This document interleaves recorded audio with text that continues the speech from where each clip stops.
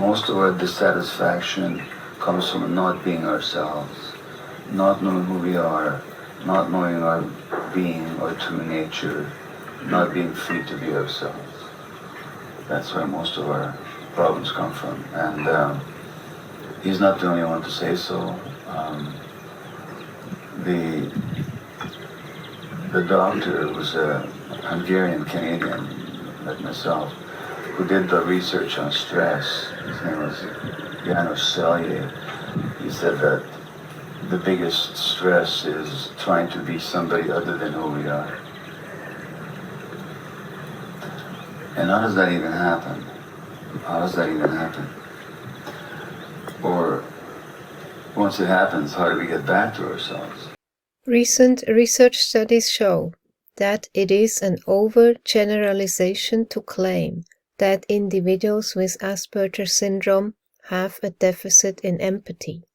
Rogers and colleagues 2006 administered the Interpersonal Reactivity Index, IRI, a multidimensional measure for empathy, and the Strange Stories test to 21 adults with Asperger's syndrome and 21 matched controls. Their data show that, while the AS group scored lower on cognitive empathy and theory of mind, they were no different from the controls on an affective empathy scale of the IRA, empathic concern, and scored higher than the controls on the personal distress test. Some autistic individuals argue that there are different types of empathy: sensory empathy, emotional affective empathy, and intellectual empathy. So-called normal people have emotional empathy, but some of them may be very deficient in or lack sensory-based empathy, quite common in many autistic people. Donna Williams, 1998, page 117, describes sensory-based, not mental empathy, as working through resonance in a relationship between sender and receiver, in which the receiver loses their own separateness in merging with the sender as part of the mechanism of acquaintance before returning to the unmerged state of its own entity. Jor has introduced the concept of emotional energy that, just like other forms of energy, can be stored, focused, drained, or liberated. It can radiate out to others, for better or for ill. It can be vividly felt or left to work its own way in our bodies and nervous systems. And like other forms of energy, it can be felt by some while being invisible to others. Energy produced by the brain and the heart extends outside the body. So despite having difficulties identifying conventional emotional cues that are easily read by so-called normal people, some individuals with autism are very hypersensitive to the emotions of others. Some resonate with emotional states of their significant others and experience the same emotion inside themselves. Many resonate with animals. For example, Temple Grandin feels sensory empathy with cattle. When they remain calm, she feels calm, and when they are in pain, she feels their pain. I tune into what the actual sensations are like to cattle, rather than having the idea of death rile up my emotions. Grandin 206, page 94.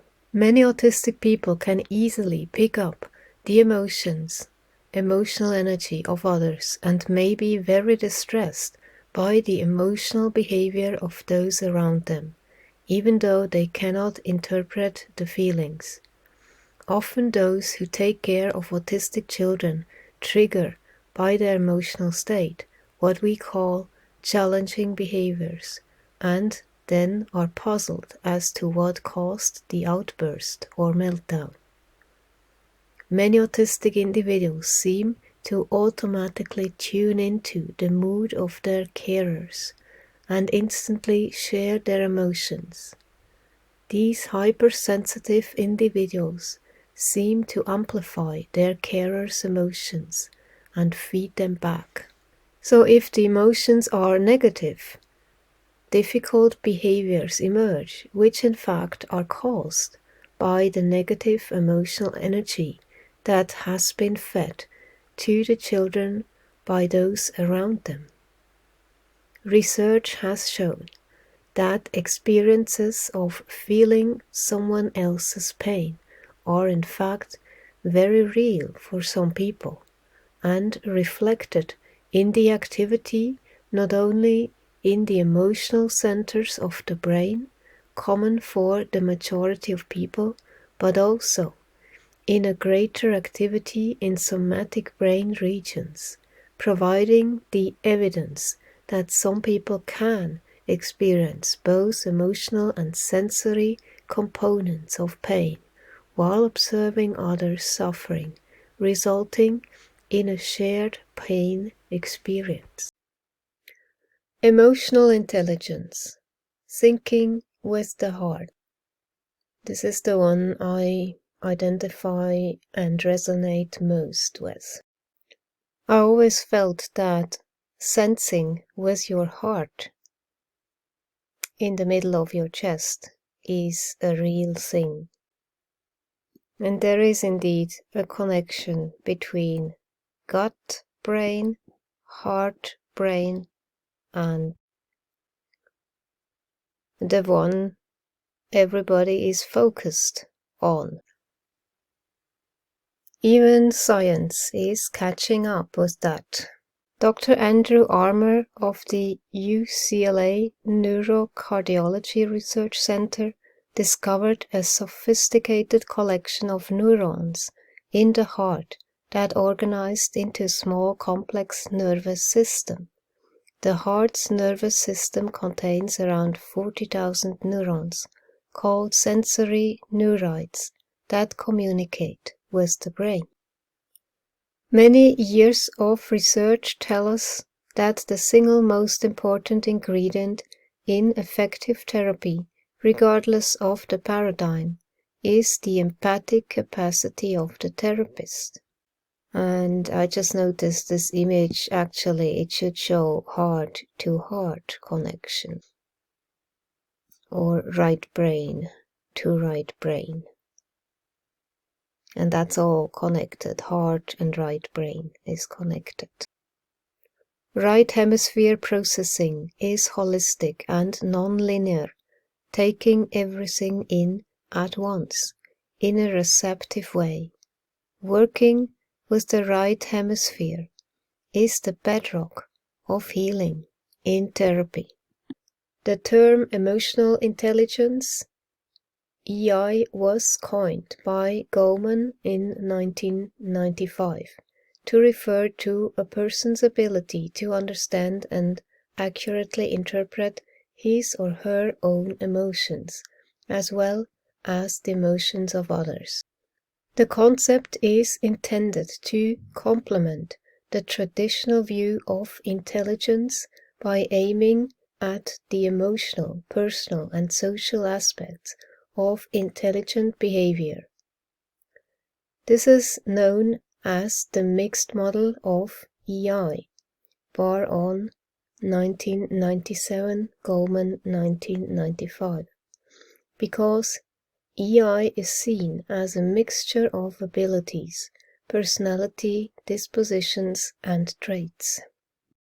Meyer and Salovey in 1997 have developed the concept of EI further, the ability model, approaching it as thinking with a heart, distinguishing EI from distinct personality characteristics, while recognizing that they are important elements of EI. Emotional intelligence refers to an ability to recognize the meanings of emotions and their relationships, and to reason and problem solve on the basis of them. Emotional intelligence is involved in the capacity to perceive emotions, assimilate emotion-related feelings, understand the information of those emotions, and manage them. Perceiving emotions. The ability to perceive emotions in oneself and others, as well as in objects, art, stories, music, and other stimuli facilitating thought. The ability to generate, use, and feel emotion as necessary to communicate feelings or employ them in other cognitive processes, understanding emotions. The ability to understand emotional information, to understand how emotions combine and progress through relationship transitions, and to appreciate such emotional meanings, managing emotions. The ability to be open to feelings and to modulate them in oneself and others, so as to promote personal understanding and growth. Autistic individuals seem to retain this childlike curiosity and openness to the world, which is a right hemisphere state. In contrast, so-called normal people typically lose the ability to wonder, which is a left hemisphere state. Though having become cool, these people are missing what could be a very full life. We are often blind to autistic spirituality because it is not projected to our culturally constructed reality. So these experiences might go unnoticed by the majority of people. Besides, not every person with autism displays these sensitivities. However, it is reasonable to expect that it is more common in the autistic population than in so-called normal people, due to their differences in sensory, perceptual, and cognitive functioning.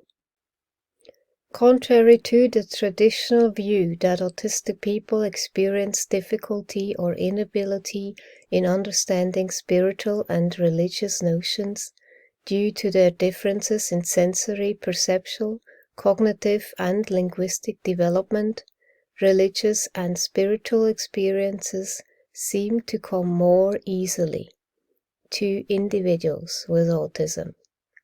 Some develop spiritual giftedness, and what Stillman in 2006 calls the God connection. One of the first books to deal with spirituality and autism, Spirituality and the Autism Spectrum, of Falling Sparrows, 2001.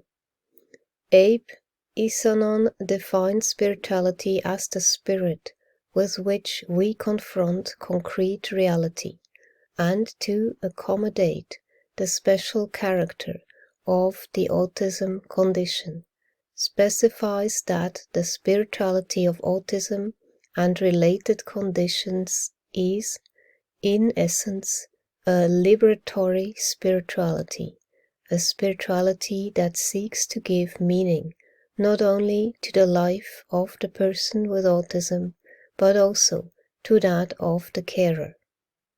A central theme of the spirituality of liberation is living with spirit, or, as Sobrino in 1993 puts it, it is a being human with spirit, responding to crisis and bringing promise to concrete reality.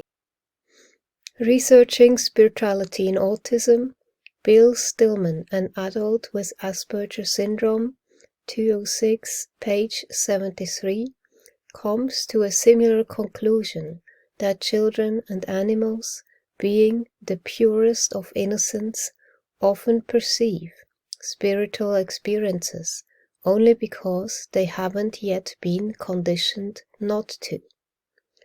The person with autism may simply not be fully cognizant of her very special gift, and may assume everyone communicates this way.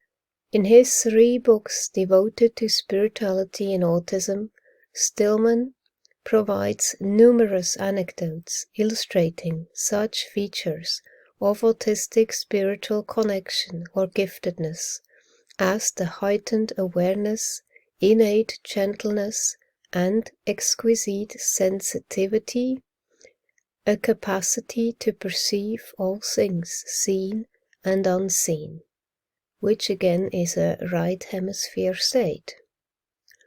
For some, these blessings came in the form of gifts of the Spirit. I learned eventually to lose myself in anything I desired. The patterns on the wallpaper or the carpet, the sound of something over and over again, the repetitive hollow sound I'd get from tapping my chin.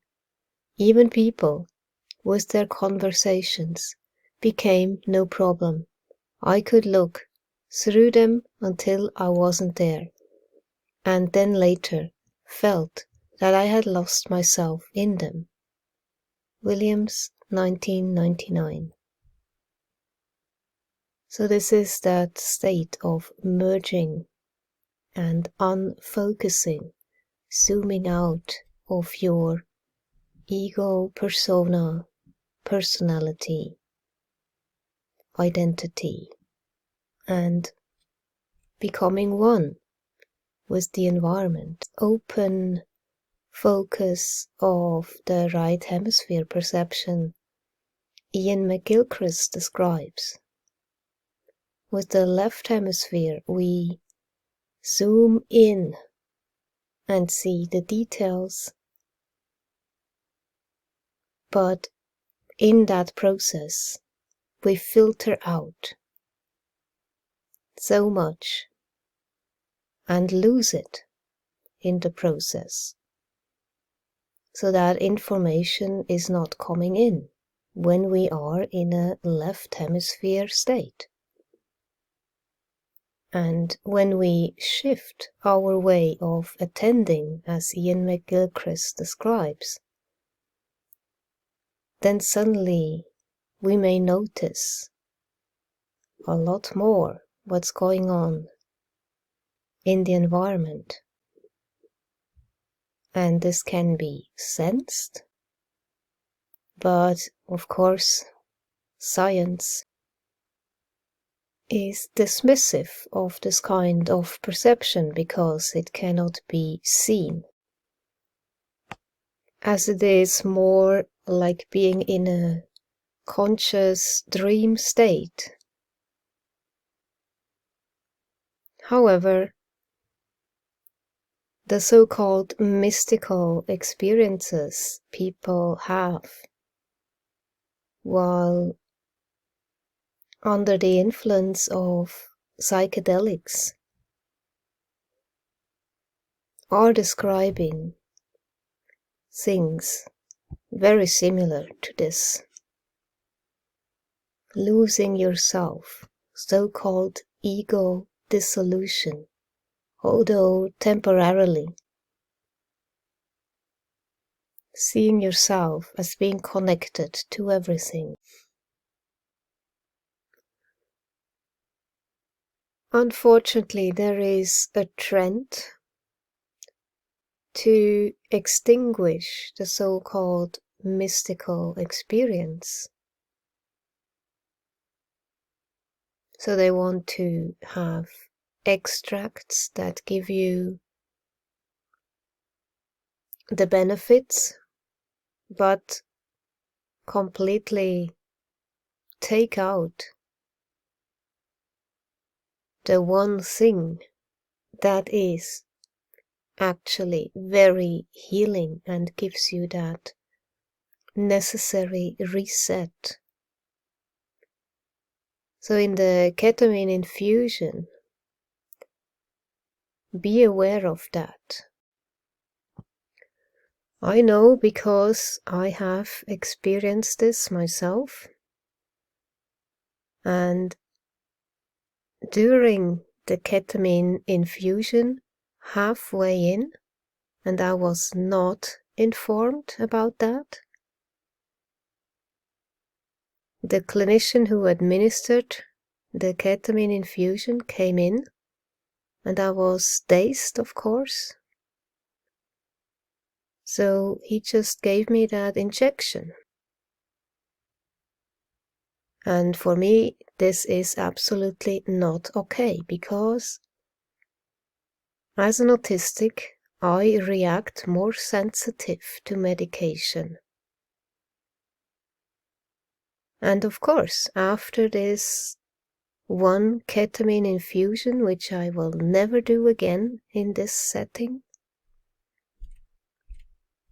I had a paradoxical reaction to the benzodiazepine. I felt depressed and very, very weird. So I know what my baseline is, right? And I have experienced ketamine in another setting with a pure ketamine. So I know the difference very well. The first ketamine experience was pure bliss. It was wonderful. However, this experience with the added benzodiazepine, that was wasted money. Complete disappointment, and also involuntarily having to suffer the paradoxical consequences of being given this benzodiazepine. And to me, this just shows the reductionist left hemisphere thinking of the medical system. They try to eliminate the one thing that is so important. They call it hallucinations, but actually there are visuals of very deep meaning coming from the subconscious or right hemisphere, similar to dreams. And they help to resolve trauma. The right hemisphere doesn't have language. It works in images.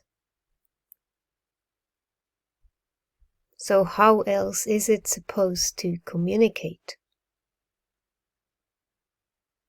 We need these visuals to integrate things.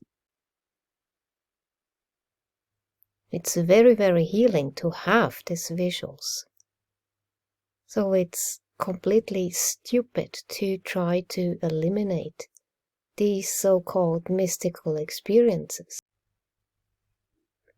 Spiritual intelligence.